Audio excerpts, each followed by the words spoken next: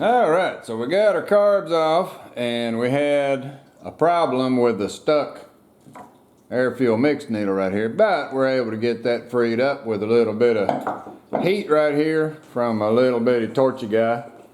And so I made another video for that. Now we're ready to start pulling this carburetor apart. And so what I'm gonna do is start on the top, that way I can lay it over and do the bottom.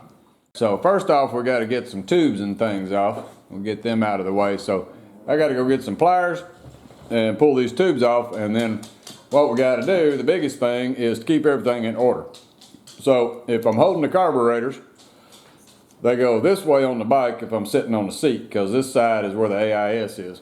And so this is the front carb and this is the rear carb. So right over here I got front and I got rear. So when I take it apart, I'm gonna take it apart this way. So this is gonna be the front carb, this is the rear carb. That way, when I'm looking at everything, I can get it all took apart and put back together. So let me go get some pliers and see if we can't get these hoses off, and then we'll just start collecting up parts, and then we'll get it all cleaned up and put back together. All right, so let's start by getting some hoses off here. And so I'm gonna start pulling these things out of the way. So we'll start with the intake hose for the fuel. So let's get him off there. There we go. So this is the rear carb, and there's its feeder hose.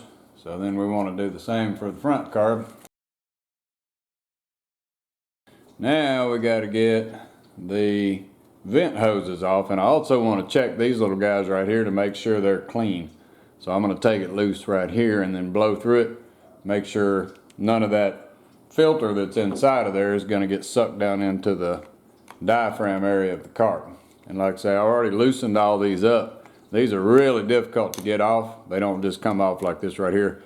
But out in the shop, you saw where I took the impact driver and knocked these guys free. So very important, or else you'll strip these things out and you'll be fighting. All right, so here's our front carb. So this one goes right there. So now we got this guy. Let's give him a little twist, try to break him free. Pull him loose.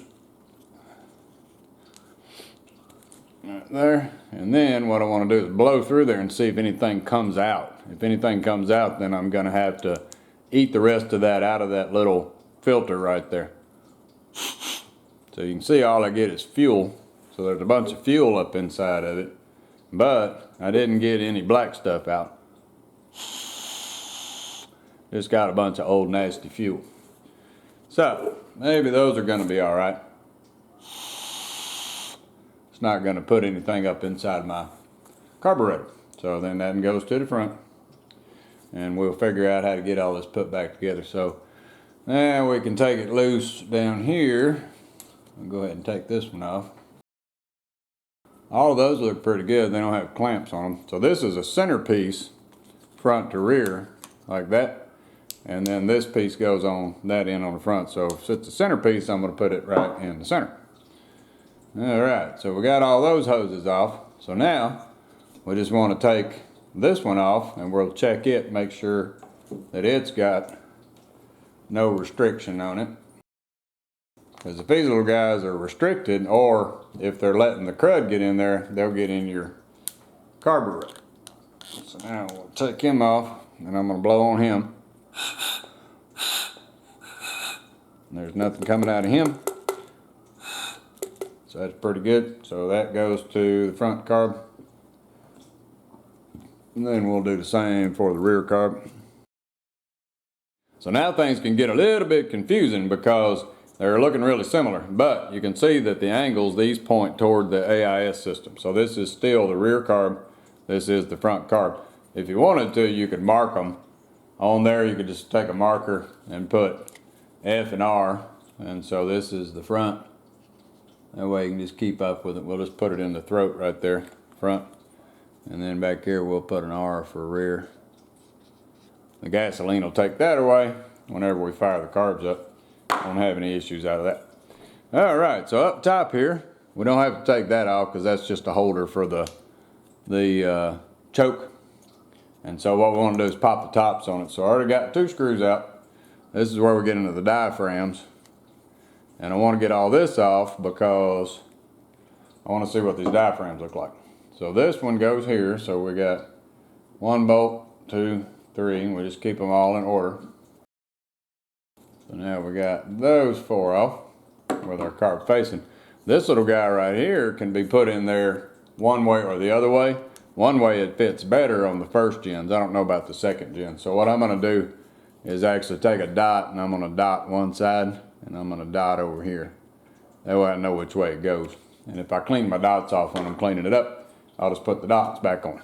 So now we can take this one off and take this one off, but I'm holding down on it because the diaphragms will spring up if you're not careful.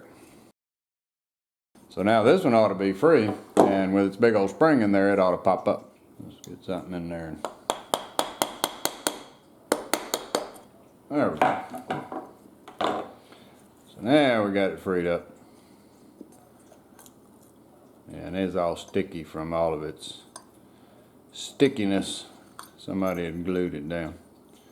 So then out comes the top and the spring. So these have a little bitty spring on them. So we just want to keep that oriented the right way. And what we're going to do is just keep moving our carbs as we take the parts off.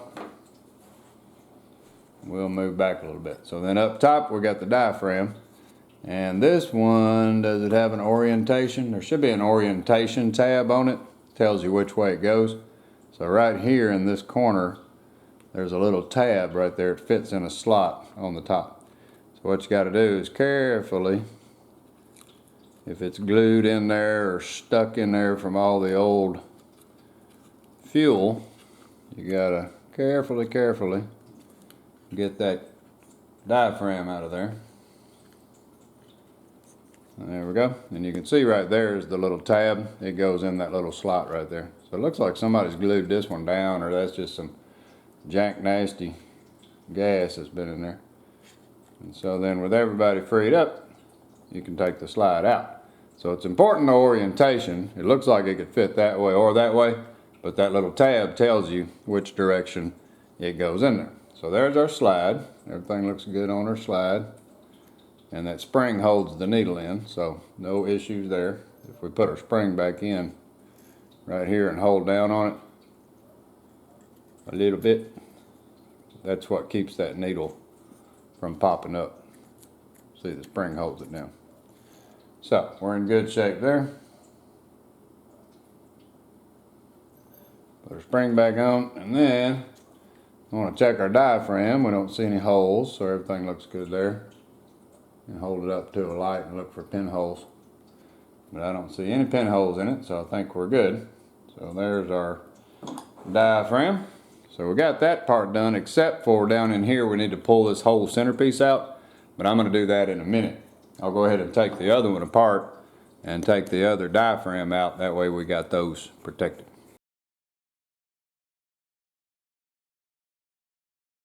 So if you can't get it to free up, just slide something under that little tab right there, roll it up, and then you can roll that diaphragm up out of there.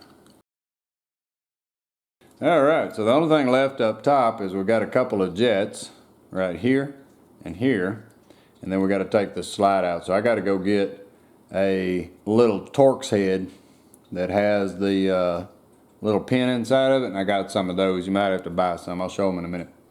But we'll take those slides out in a minute once we take the whole bottom apart. So I could take the jets out of the top, and so we just need a screwdriver, and we want to take this jet out. It only goes in one spot, so it's pretty easy, fortunately. And sometimes they'll come out if you're real careful. And so you just snap them. Because what we want to do is run cleaner through every bit of this thing. And so there's the little jet. That's an air jet. And so the air jet comes out. So all of this is our up top stuff. And we'll take this other jet out over here. If they won't come out, just leave them in there because you can spray through them. But if they will come out, you can take them out and it'll be a lot easier. So now we're in good shape. We can flip over to the other side and we can start taking the bowl off, and then we'll work on the sides of it. So far so good, nothing big crazy. Alright, so I'm going to flip it over so my rear carburetor's over on this side. So now we get a little bit of fun because we've got to take this whole mechanism off in order to get this bowl off right here. So I'll get our screwdriver, and what I want to do is take that mechanism loose. And it looked like it was synced pretty good, so I'm not going to mess with that sync screw right there.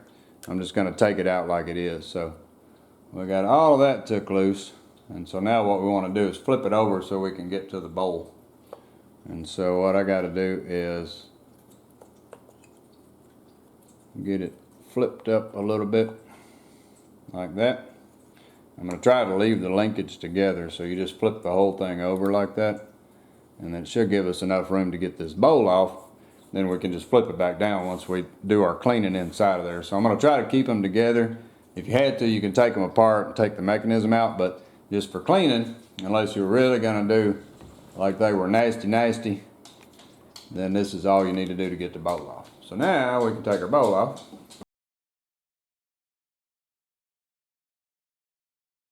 And so what I want to do is check that hole right there, make sure it comes down. We'll give all that a cleaning. You can see it's got some crud in it.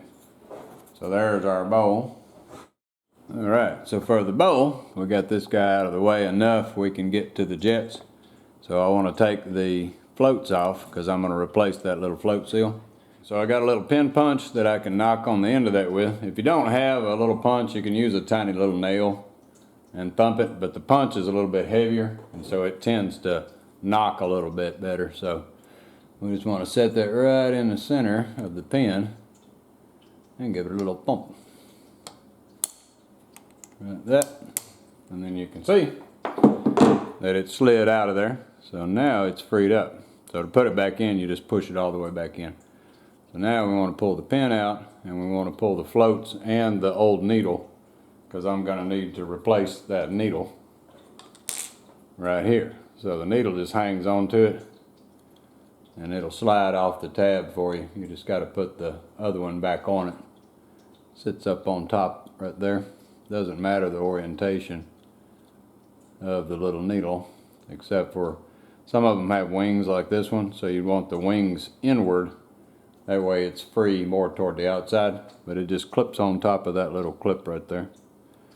You just have to wiggle it in there.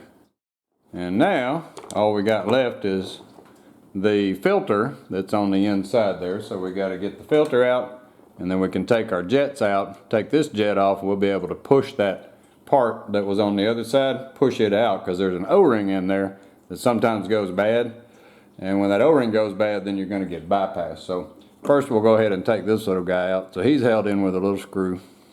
And so hopefully we can push down hard enough to get that to come free. Now this guy just pops out of here once you get that off, but you got to be able to grab him. And we're going to replace him. We got a replacement right here. And so we're going to replace him out. So I can just pull on it with a pair of pliers and get him out of there. So I'm going to grab him with a pair of pliers like this. I can get a better grip on it. There we go. So it's held in there by the O-ring. And then there's supposed to be a filter right there on that end. This one apparently didn't have a filter. So there probably would be some contamination down inside of here because there's no little filter right there. So we'll set him over here. We're going to replace that out. So now that one's out. So now we can focus on our jets. So let me get a little screwdriver and see if I can't get this jet out of here. This is the front of the carb. So this is your idle jet, idle circuit. It helps to have a pair of tweezers so you can pick these jets up. And there's the idle jet. And they're not too easy to mix up because they're all different sizes. So then for this one I need a wider screwdriver. And so this would be the main jet. And he also has a washer. This helps to hold that whole slide in there. And so you got a jet and a washer. And now inside of there is your emulsion tube. And so we can push the emulsion tube out of the center of it right there. It comes into the throat. So what you want to do is see if that emulsion tube will move if it won't move down for you to slide out, because we want to clean the holes that are in the emulsion tube right there. So if it won't slide out, the easiest thing to do is to put the jet back on without the washer and just run the jet down in there without the washer on it, like that. And the jet is actually smaller than the hole. So with the jet in there and tightened up, a lot of times you can move the emulsion tube. See, it's actually spinning the emulsion tube for me right there. And that's why that jet's moving. So loosen up that emulsion tube a little bit and then just push down on it and it should pop on out. So he almost made it out with the jet on him. So let's push it back up in there now that we got it free. And it's got a little catch on it. And so we want to flip it back around until it catches the catch. Now we can take the jet back off.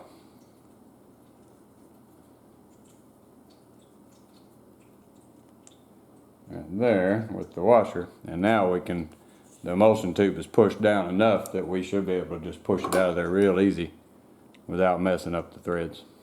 And there we go. So there's the emulsion tube, and we got to clean these little bitty holes right here. And you can see it has a flat on one side. That's where it locks in right there. So you got to line it back up and lock it into that main right there, and inside of there we got to take that out because it's got an O-ring. But that's all we're going to do for this carb. Let's switch over here and do the very same. And then we'll push this center part out and check that O-ring. So there's our emulsion tube. So now we got everything off of that one. So let's flip this carb back over. Nothing else needs to be taken off. So let's push our mechanism back over.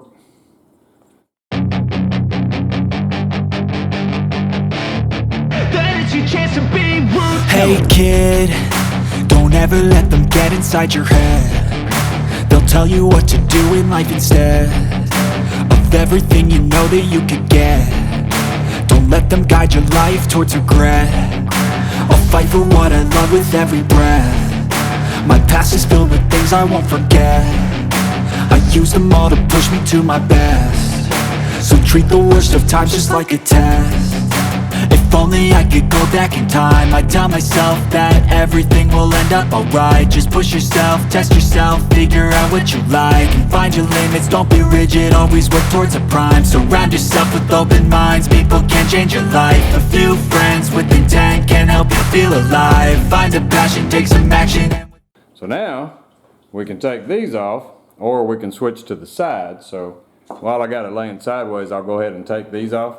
These are the little pumpers. And we got to check the diaphragms on the pumpers, and then we'll switch, take this out, and that'll be about the last thing we're going to do. So while I'm at it right here, while I got the carbs separated, I'm going to go ahead and put this bracket back on, and then that way everything will stay together. So let me get my bracket screws. There we go. So now our carbs are held back together again pretty tight. Up on top we're missing the thing on top that holds it together right there, but it'll hold together a little better. Alright, so we're switching over to the side here, and we're got to take our little pumper off, and he's kind of odd inside of there. Not difficult to take off, but just a little weird. You have to unscrew it. So let's get our pumper pieces put over here. It's got a spring that holds it, so you got to hold down on it when you're unscrewing it, because it'll come apart. Like that right there. And a little pumper and a pumper spring. And then inside of here is the diaphragm. So you can see it has an orientation. It goes right there with that tab in that groove right there. And it's got a little needle that it sits on. So it sits right in the middle on that needle. Pushes down in there. So you got to be pretty careful putting it all back together. You got to get that diaphragm in there right. So there's the little diaphragm. Now then this guy's right in the middle with a needle, and it actually comes out so you can clean it, but it unscrews. And so what we got to do is take a screwdriver, and that little black thing is sitting right in the middle there. We got to unscrew that guy. Right here on the side there's two little flat things. You just got to get a screwdriver in there that will clear everything, and then once you get it moving, you can just spin it out. So we'll take some tweezers and we're just going to rotate that guy out of there. There you go. So he's got a little spring on the inside and a little pumper piston, so we'll be able to clean all that now that we got that little diaphragm out of there. And that's it for that hole, and it's nice and cruddy down in there. So we can see that it was in need of some cleaning, because it's got some nasty down in the bottom of that thing. But everything else looks pretty good. We can check all of our porting that way. There's a little bitty jet right here on this side, but I don't know that it needs to be taken out. You could try to take that one out, but I think we're just going to blow through it and make sure that we get air through that little tiny jet right there. Alright, so over to this side. Now we do the very same thing. So now the only thing we got left, we're still facing this way for the AIS, so this is the rear carb. So now we just got to take this big slide holder out of here and check that O-ring, replace it if we need to, probably replace it, and that should be about it. So then we're ready to take our carb bodies out there, give them a big old cleaning, and then we can put it all back together. Oh, and the other thing we got to take out, now that I've freed them up, I forgot about these, is we got to take our air fuel mix needles out. And there's our air fuel mix needle. Should be a spring down in there, right there. Then there'll be a little washer and a little O-ring most likely. But for this one I may have to tip the carburetor over, but you don't want to lose the washer that's inside of there. There. So out came the little tiny washer, and he goes with the mix needle. And then should have been an O-ring underneath there, so we can reach down in there and feel around and see if we get an O-ring out of there. Alright, so with a little tiny piece of wire in hand, now I can bend just a little bit on the end of it, just enough that I can reach in there and hook that O-ring. But it's got to be a tiny little bend, so I'm going to bend it up and then cut it off. There. So now I got a little tiny bend, and I got my washer out. So now I can reach down in there, see if I can snag that O-ring.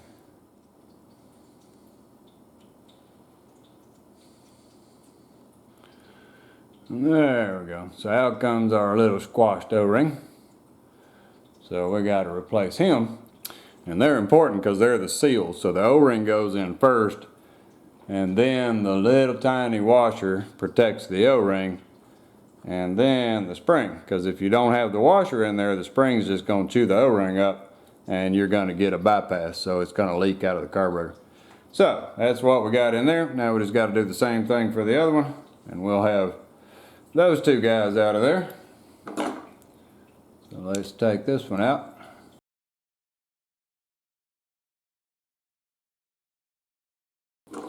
Alright, so the only thing left is the bodies for the slides. So let's go get a Torx bit that's got the little anti-theft feature in the middle. If you don't have one of those, I'll show them to you in a second. And then we'll be good to go cleaning some carburetors.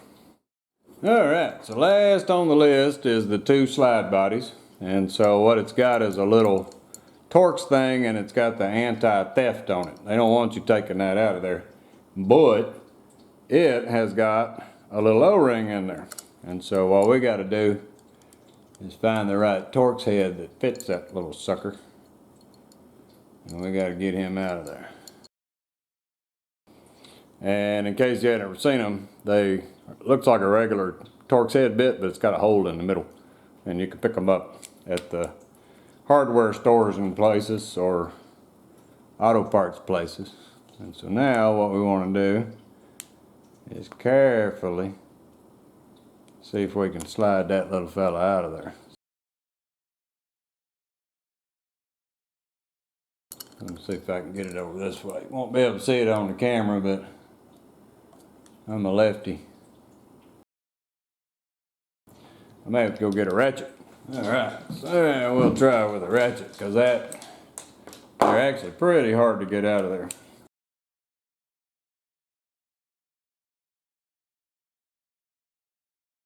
Being careful and with some persistence, we can get them out of there. Alright, so this guy has an orientation. Doesn't really look like it does, but it does. And so what we got to do is mark this thing, because we want to put it back in there the same way. I just want to check this O-ring. So what I'm going to do is mark one side of the slide over here black, and I'm going to mark the carb body. That way I know which way that thing goes in there. So now we just got to get him out of his little hole there without breaking it. And so it's stuck in there pretty good in a lot of cases. And so it's down inside of this whole tube right here. This whole thing is that. And whoa, that came out real easy for me. So there we go. So as you can see, when it pulls out, I got it marked black on this side and black over here, because it looks as if it'll go in there that way as well.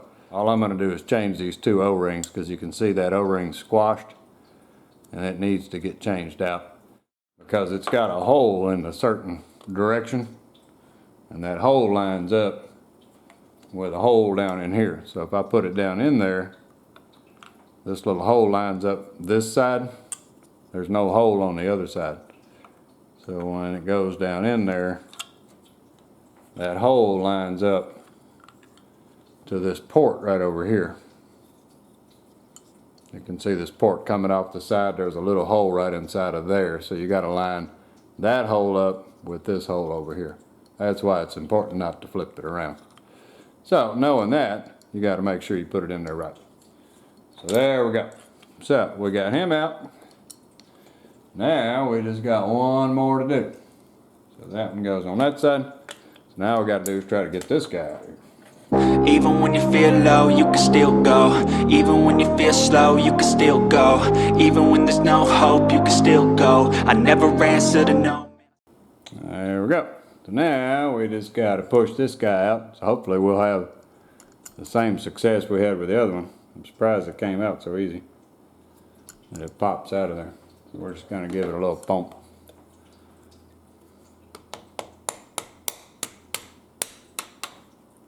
There we go. If you put it in backwards, it's no bueno. You're not going to be able to run this carburetor. But it's very necessary to get those out, because as you can see, these O-rings right here are janky. And I got to get them replaced, because they're just as crunchy and as hard as can be. And they're going to allow that thing to bypass. I'm going to call it a night tonight. We'll go out in the shop in tomorrow in the daylight, and then we'll blow all this out. I'll show some of that, cleaning it up, checking the holes.